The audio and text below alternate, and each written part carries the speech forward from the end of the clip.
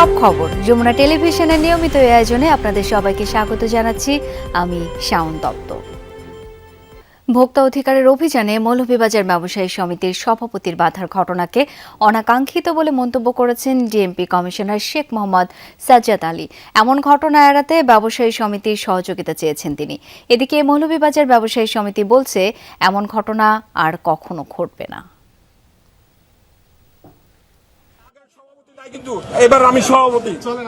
গেল বুধবার রাজধানীর চকবাজারে মৌলভীবাজারে অভিযানে গেলে তোপের মুখে পড়ে ভোক্তা অধিকার সংরক্ষণ অধিদপ্তর। ভোক্তা অধিকারের ম্যাজিস্ট্রেট জব্বার মণ্ডলের কাজে বাধা হয়ে দাঁড়ান মৌলভীবাজার ব্যবসায়ী সমিতির সভাপতি মোহাম্মদ আলী ভুট্টু। কেউ জরিমানা দেবে না বলেও ঘোষণা দেন তিনি। মহাবুশকে সরকারি কাজে বাধা দেওয়ার এই ঘটনায় সমালোচনার ঝড় ওঠে দেশ জুড়ে। শুক্রবার বিকালে মৌলভীবাজার ব্যবসায়ী সমিতির সদস্যদের সঙ্গে দেখা করেন ডিএমপি কমিশনার শেখ মোহাম্মদ সাজ্জাদ আলী। অবশ্য এ সময় ম্যাজিস্ট্রেট জব্বার মণ্ডল বা ব্যবসায়ী ভুট্টু এ সময় উপস্থিত ছিলেন না। অভিযানের সময় অনাকাঙ্ক্ষিত ঘটনার পুনরাবৃত্তি থেকে বিরত থাকতে ব্যবসায়ীদের প্রতি আহ্বান জানান তিনি। ম্যাজিস্ট্রেট সাহেব ভোক্তা অধিকার কর্তৃপক্ষ কর্তৃক নিয়োজিত ম্যাজিস্ট্রেট এসে যে অনাকাঙ্ক্ষিত ঘটনা হয়েছে, আমি মনে করি উভয়ের মধ্যে সরি বলে বিষয়টি মীমাংসা করে ফেলা এবং যাতে এই ধরনের ঘটনার পুনরাবৃত্তি না ঘটে সেদিকে সকলের খেয়াল রাখা। মৌলভীবাজার ব্যবসায়ী সমিতির সহসভাপতি আব্দুল হাশেম ঘটনাকে অতি রঞ্জিত উল্লেখ করে দুঃখ প্রকাশ করেন।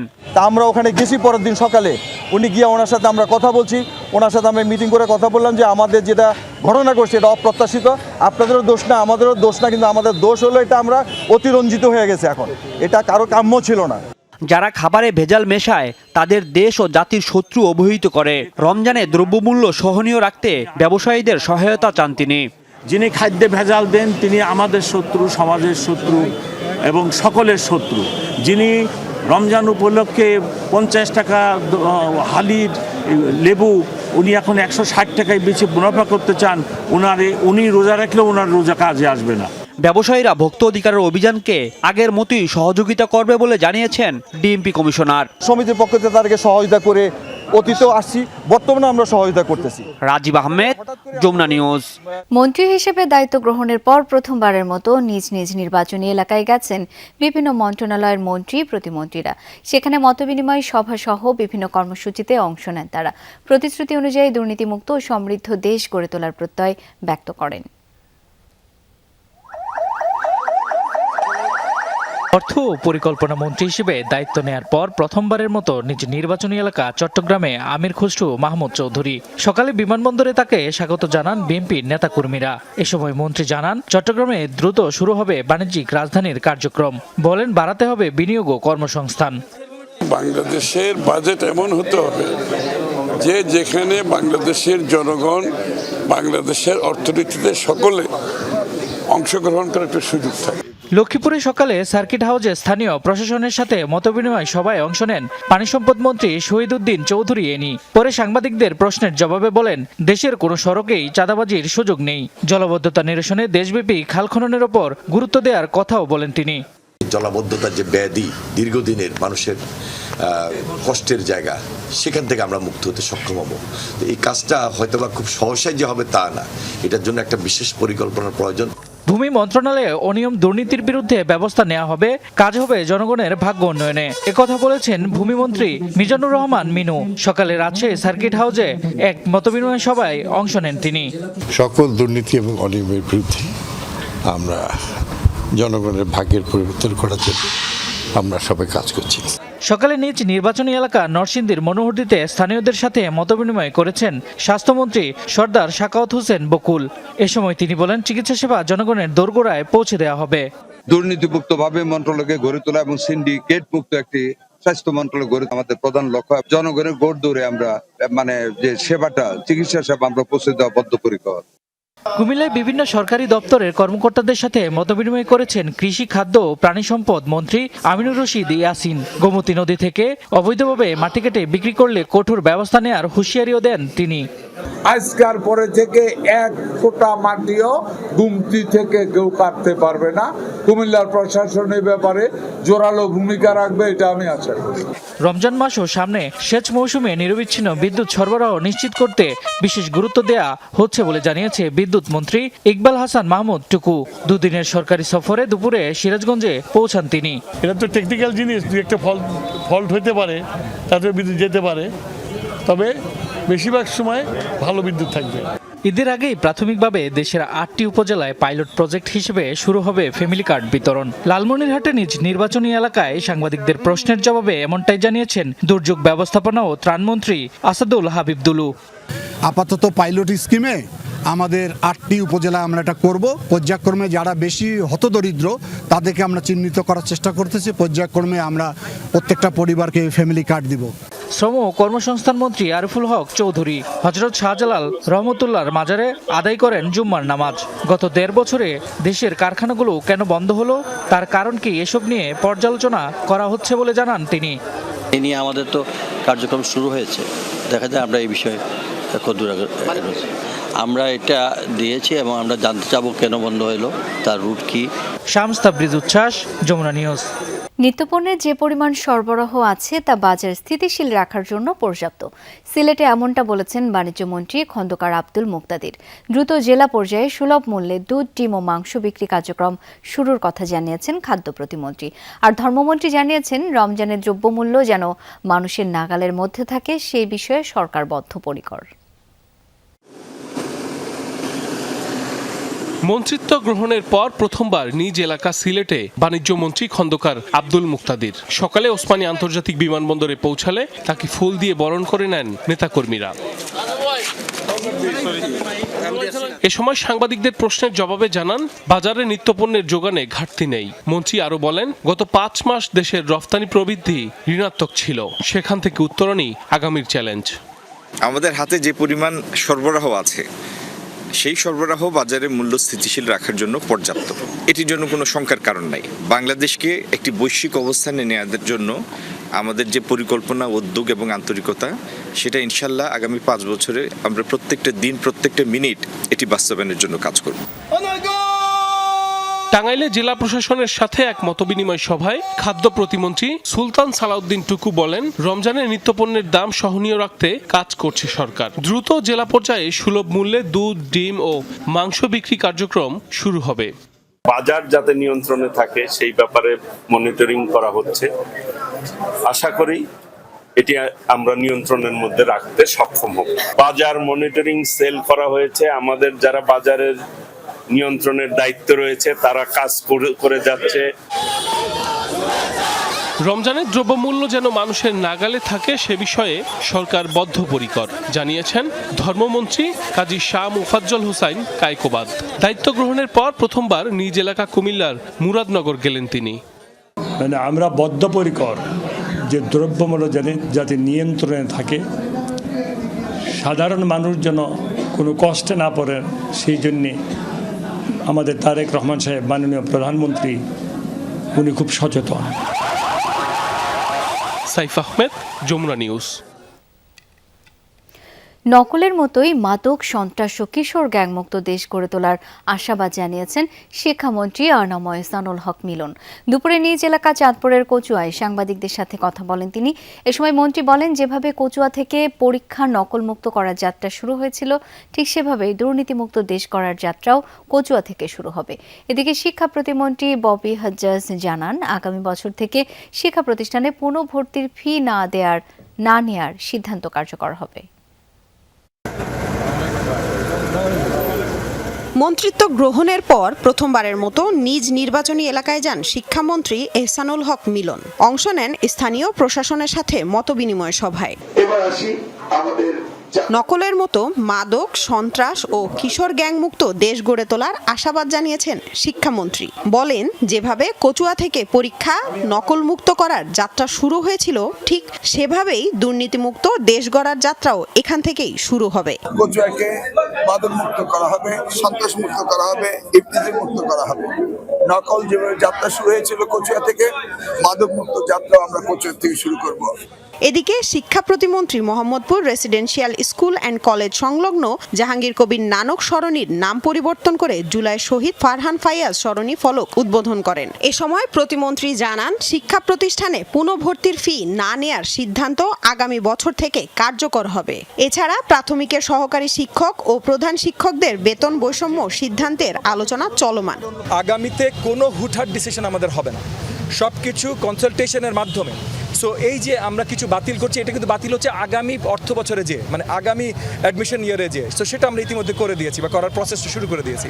কিন্তু পিছনে কি হয়েছে সেগুলো সবার কনসালটেশন নিয়ে হবে, কারণ সময় দিতে হবে সবাইকে। শিক্ষকের উপরে দায়িত্ব অনেক বড়, দেশ গঠনের, দেশের ভবিষ্যৎ গঠনের দায়িত্ব শিক্ষকদের উপরে, তাহলে সেটারও মূল্যায়ন হতে হবে। সেই সব কিছু সঠিকভাবে মূল্যায়ন করে আলোচনার মাধ্যমে আমরা একটা পলিসিগত সিদ্ধান্ত নিব, এটা হুটহাট নেওয়ার মতো ডিসিশন না। তিনি জানান, তারেক রহমানের সরকার জবাবদিহিতার সরকার, জবাবদিহিতা ছাড়া কোনো সিদ্ধান্ত নেওয়া হবে না বলেও জানান শিক্ষা প্রতিমন্ত্রী। কোনো দায়িত্ব আমরা হালকা করে নিচ্ছি না ইনশাআল্লাহ। লামিয়া তিথি, যমুনা নিউজ, ঢাকা। মহান শহীদ দিবস ও আন্তর্জাতিক মাতৃভাষা দিবস ঘিরে কোনো নিরাপত্তা ঝুঁকি না থাকলেও প্রস্তুত আইন শৃঙ্খলা রক্ষাকারী বাহিনী। রাজধানীর নিরাপত্তায় মোতায়েন থাকবে ঢাকা মেট্রোপলিটন পুলিশের 15,000 সদস্য। আর পুলিশের পাশাপাশি সারা দেশে নিরাপত্তায় কাজ করবে র্যাব।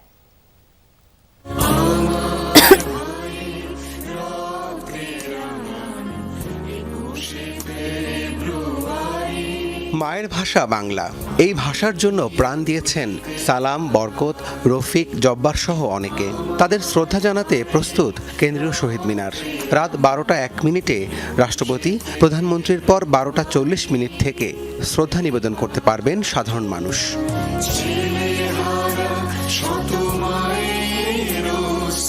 ঢাকা বিশ্ববিদ্যালয়ের চারুকলার শিক্ষক শিক্ষার্থীরা শহীদ মিনারের আশপাশের সড়কে দেয়ালে আঁকছেন আলপনা। অমর 21 আসলেই তারা রং তুলি হাতে নিয়ে প্রতি বছরই নেমে পড়েন, আর এতেই খুঁজে পান এক ধরনের প্রশান্তি। শিক্ষার্থী যারা কাজ করছে, শিল্পী যারা, সবাই স্বতঃস্ফূর্তভাবে আসলে অংশ নিচ্ছে এবং কাজটা একটু বেশি উদ্যমের সাথে আমরা এগোচ্ছি।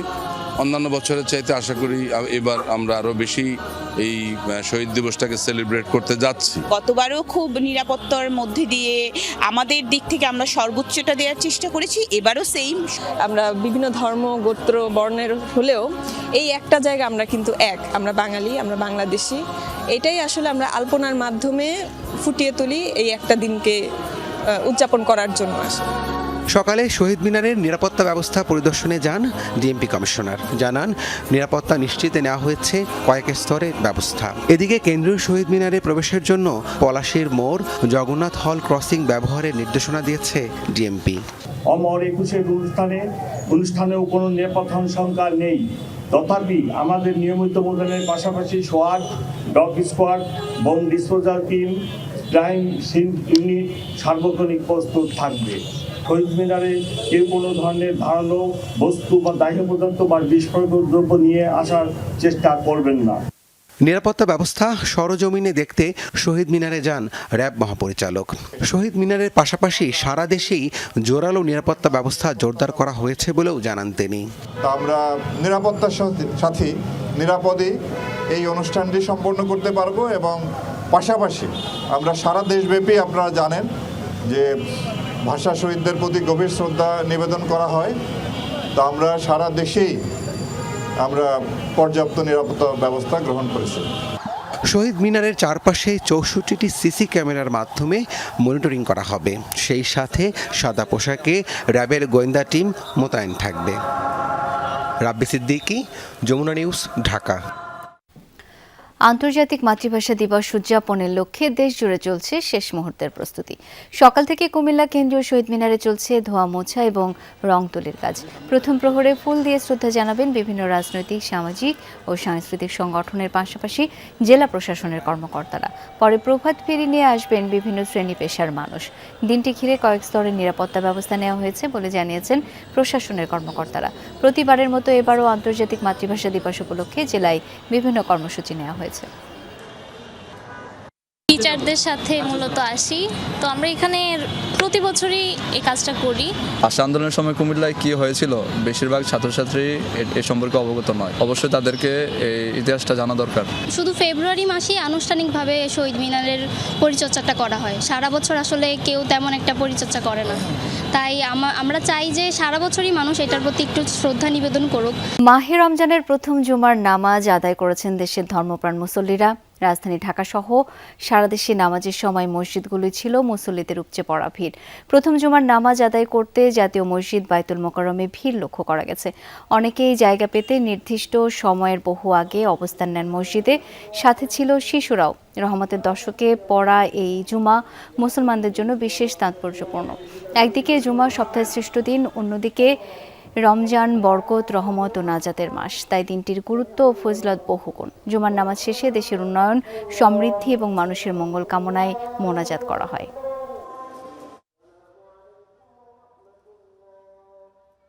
রমজান এলেই বদলে যায় পুরান ঢাকার চেহারা।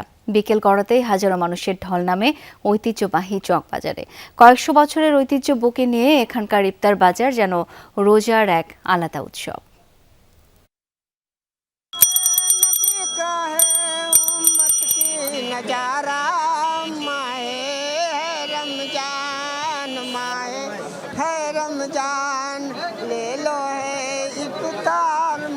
রমজানের এই পুরোটা সময় জুড়ে চকবাজারের ঐতিহ্যবাহী সেই ইফতার সমারোহ চলতে থাকে এই পুরো চকবাজার জুড়ে। যতদূর চোখ যায় এই গলিতে শুধুমাত্র ইফতারের সামগ্রী, যা কিনতে আসেন ঢাকার বিভিন্ন প্রান্তর থেকে বিভিন্ন ক্রেতারা। বিক্রেতারা বলছেন 400 বছরের এই ঐতিহ্য এখনও টিকে রয়েছে। দেখতে চাই কি কি সামগ্রী, ইফতার সামগ্রী এখনও পাওয়া যায় এই সমারোহে।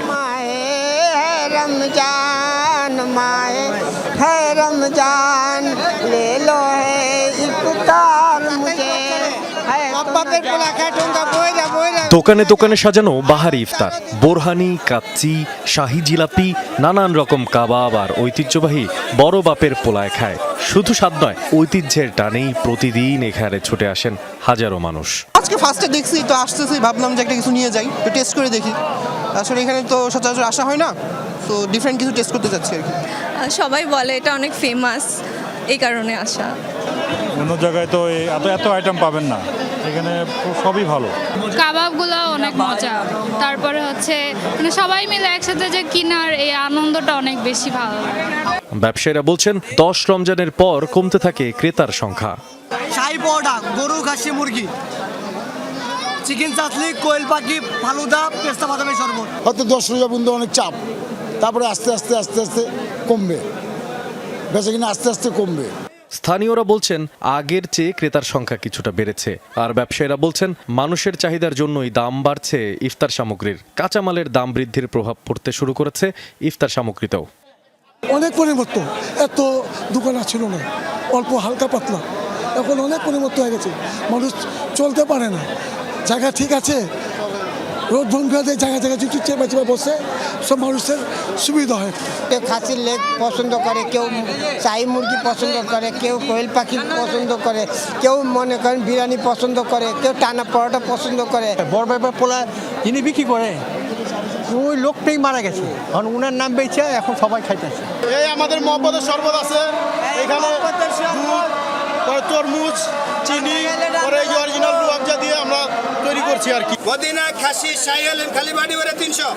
চকবাজারের এই ইফতার বাজার শুধু খাবারের বেচাকেনা নয়, এটি পুরান ঢাকার সংস্কৃতি আর ঐতিহ্যের প্রতিচ্ছবি। সময়ের সঙ্গে পাল্টালেও রমজানে এখানকার এই ব্যস্ততা আর স্বাদের আবেদন যেন একই রকম থেকে গেছে। মশিউর অনিক, যমুনা নিউজ, ঢাকা। দ্রব্যমূল্যের ঊর্ধ্বগতি ঠেকাতে চট্টগ্রামে বাজার মনিটরিংয়ে বিশেষ অভিযান পরিচালনা করেছে ভোক্তা অধিকার সংরক্ষণ অধিদপ্তর। সকাল 11:30টায় নগরীর চকবাজারের একাধিক কাঁচা বাজার, মুরগি ও গরুর মাংসের দোকানে এই অভিযান চালানো হয়। এ সময় মূল্য তালিকা ও ক্রয় রসিদ না রাখা, ওজনের হেরফের এবং অতিরিক্ত মূল্য আদায় সহ বেশ কিছু অনিয়মের প্রমাণ পায় অভিযান টিম। 7টি প্রতিষ্ঠানকে 18,000 টাকা জরিমানার পাশাপাশি বিক্রেতাকে সতর্ক করা হয়। দ্রব্যমূল্যের লাগাম টানতে নিয়মিত নজরদারি চলবে বলেও জানান কর্মকর্তারা। রাইজিং স্টার্স নারী এশিয়া কাপে ফাহিমার অলরাউন্ড নৈপুণ্যে পাকিস্তানকে 54 রানে হারিয়ে ফাইনালে উঠেছে বাংলাদেশ। 111 রানের টার্গেটে ব্যাট করতে নেমে 56 রানে গুটিয়ে যায় পাকিস্তানি মেয়েরা। ব্যাংককের থার্ড আই ক্রিকেট গ্রাউন্ডে টসে হেরে ব্যাট করতে নেমে সুবিধা করতে পারছিল না বাংলাদেশ। এক পাশ আগলে রেখে অপরাজিত 40 রানের ইনিংস খেলেন অধিনায়ক ফাহিমা খাতুন। নির্ধারিত ওভার শেষে 8 উইকেট হারিয়ে 110 রানের পুঁজি পায় টাইগার্সরা। জবাবে ব্যাট করতে নেমে সানজিদা ফাহিমাদের নিয়ন্ত্রিত বোলিংয়ে ভেঙে পড়তে থাকে পাকিস্তানের ব্যাটিং লাইন আপ। 56 রানে অল আউট হওয়ার আগে সর্বোচ্চ 14 রান আসে শাওয়াল জুলফিকারের ব্যাট থেকে। অলরাউন্ড পারফরম্যান্সের জন্য ফাহিমার হাতে ওঠে ম্যাচ সেরার পুরস্কার। রোববার শিরোপা নির্ধারণী ম্যাচে ভারতের প্রতিদ্বন্দ্বিতা করবে বাংলাদেশ। ডিপার্টমেন্টই খুব ভালো করেছে। আমি বলবো যে উইকেটটা আসলে অনেক স্লো ছিল, তো সেই অনুযায়ী 110 আমি খুব কনফিডেন্ট ছিলাম আমার বলাররা ডিফেন্ড করতে পারবে, তো সেইখানে বলাররা খুব ভালো করছে। আমি পুরো ক্রেডিটটা আমার টিমকে দিব। আমি আশা করব ফাইনালটাও আমরা অনেক ভালো খেলে আমাদের দেশের জন্য আমরা যে উদ্দেশ্য নিয়ে আসলে এখানে এসেছি সেটা কমপ্লিট করতে পারবো। সরকারি পাইপলাইন থেকে জ্বালানি চুরির কাজে ব্যবহৃত একটি গোপন সুড়ঙ্গে অভিযান চালিয়েছে মেক্সিকো প্রশাসন। দেশটির হিদালোগা অঙ্গরাজ্যের একটি এলাকায় সন্ধান মেলে 72 ফুট দীর্ঘ টানেলটির। বিবৃতিতে কর্তৃপক্ষ জানায় সুড়ঙ্গটি অবৈধভাবে মেক্সিকোর সরকারি জ্বালানি সংস্থা পেমেক্সের মালিকানাধীন একটি ভূগর্ভস্থ পাইপলাইনের সাথে যুক্ত করা হয়েছিল। এরই মাঝে অভিযানের ভিডিও প্রকাশ করেছে কর্তৃপক্ষ। অভিযানকালে সুড়ঙ্গটির ভেতর থেকে উদ্ধার করা হয় মাদকও। এখন পর্যন্ত এই ঘটনায় কেউ আটক হয়নি। ঘটনাস্থলে কড়া পাহারায় রয়েছে সেনাবাহিনী ও ন্যাশনাল গার্ড। গাজায় শান্তি প্রতিষ্ঠায় গঠিত বহুল আলোচিত বোর্ড অব পিসে $1,000 কোটি সহায়তার ঘোষণা দিয়েছেন মার্কিন প্রেসিডেন্ট ডোনাল্ড ট্রাম্প। বৃহস্পতিবার ওয়াশিংটনে শান্তি পরিষদের প্রথম বৈঠক অনুষ্ঠিত হয়। সেখানে এই সংক্রান্ত প্রস্তাবনায় স্বাক্ষর করেন ট্রাম্পের পাশাপাশি উপত্যকার স্থিতিশীলতা রক্ষায় গঠিত বাহিনী ISF এ সেনা পাঠাতে ইন্দোনেশিয়া সহ 5 মুসলিম দেশ, অন্যদিকে সৌদি আরব সহ মধ্যপ্রাচ্যের 9 দেশ আরও $700 কোটি সহায়তা করবে। গাজায় শান্তি প্রতিষ্ঠার জন্য মার্কিন প্রেসিডেন্ট ডোনাল্ড ট্রাম্পের উদ্যোগে গঠিত বহুল আলোচিত বোর্ড অব পিসের প্রথম বৈঠক অনুষ্ঠিত হয় বৃহস্পতিবার। ওয়াশিংটনে অনুষ্ঠিত এই বৈঠকে উপস্থিত ছিল বিভিন্ন দেশ। স্থিতিশীলতা রক্ষায় গঠিত বাহিনী ISF এ সেনা পাঠাতে রাজি হয়েছে 5 দেশ, যার মধ্যে রয়েছে ইন্দোনেশিয়া, মরক্কো এবং কসোভো। প্রস্তাবনায় স্বাক্ষর করেন মার্কিন প্রেসিডেন্ট ডোনাল্ড ট্রাম্প। যুক্তরাষ্ট্রের পক্ষ থেকে ঘোষণা আসে $1,000 কোটি সহায়তার। আমাদের দ্বিতীয় কোনো পরিকল্পনা নেই। প্ল্যান বির অর্থই হলো আবারও যুদ্ধে ফিরে যাওয়া। আমাদের লক্ষ্য হলো গাজাকে এমনভাবে পুনর্গঠন করা যাতে সেখানে টেকসই এবং স্থায়ী শান্তি প্রতিষ্ঠিত হয়। বৈঠকে গাজা পুনর্গঠনে $700 কোটি সহায়তা দিতে প্রতিশ্রুতি দিয়েছে 9টি সদস্য রাষ্ট্র, যার মধ্যে রয়েছে সৌদি আরব, মরক্কো, আরব আমিরাত, বাহরাইন সহ মধ্যপ্রাচ্যের বিভিন্ন দেশ। দশকের পর দশক ধরে এই সংঘাত মধ্যপ্রাচ্য এবং পুরো বিশ্বের উপর বোঝা হয়ে দাঁড়িয়ে আছে। তাই একটি ন্যায়সঙ্গত এবং স্থায়ী সমাধান নিশ্চিত করা আমাদের দায়িত্ব। আমাদের এই প্রচেষ্টার লক্ষ্যই হলো রাষ্ট্র হিসেবে ফিলিস্তিনের স্বীকৃতি এবং ইসরায়েলের নিরাপত্তার আকাঙ্ক্ষা পূর্ণ করা। ফিলিস্তিন সংকট এবং গাজার জন্য স্থায়ী এবং শান্তিপূর্ণ সমাধানই আমাদের লক্ষ্য। আমরা এই বোর্ড অফ পিসকে স্বীকৃতি দিচ্ছি। আমাদের সেনারা এই ফোরামের বাহিনীতে সক্রিয়ভাবে অংশ নিতে প্রস্তুত। সব মিলিয়ে 40টিরও বেশি দেশ গাজার বোর্ড অব পিসের বৈঠকে তাদের প্রতিনিধি পাঠানোর বিষয়টি নিশ্চিত করে। তবে প্রতিনিধির পরিবর্তে পর্যবেক্ষক পাঠানোর ঘোষণা দেয় জার্মানি, ইতালি, ব্রিটেন সহ 1 ডজনেরও বেশি দেশ। মীর মুশফিকা হাসান, যমুনা নিউজ। আর এই ছিল সব খবরের আজকের আয়োজন। ধন্যবাদ এতক্ষণ যারা সাথে ছিলেন।